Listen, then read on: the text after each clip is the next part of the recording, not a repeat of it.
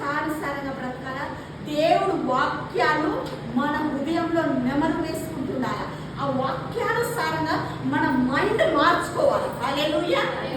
ఎప్పుడైతే దేవుడి వాక్యానుసారంగా మన మైండ్ మార్చుకుంటామో అప్పుడు నువ్వు 100% అభివృద్ధి చెందబడతావు. హల్లెలూయా.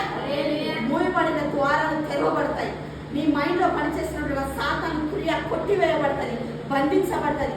దేవుడు ఆలోచన నీ హృదయంలో స్టార్ట్ అయినప్పుడు మీ ఇంట్లో చీకటి పనిచేయదు, దేవుడు ఆశీర్వాదం పనిచేస్తుంది. మీ ఇంట్లో అభివృద్ధి పనిచేయటం స్టార్ట్ అవుతుంది, సమృద్ధి స్టార్ట్ అవుతుంది, చీకటి క్రియలు పనిచేయబడతాయి. హల్లెలూయా.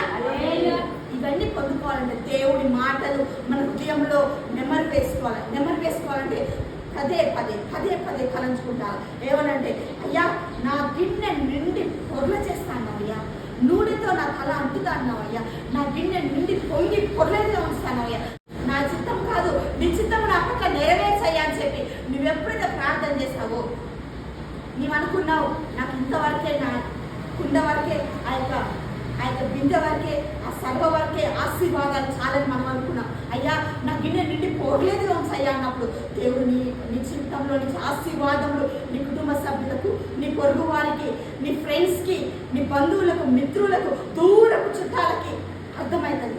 ఏమనంటే ఎంతో ఆశీర్వదించబడినది.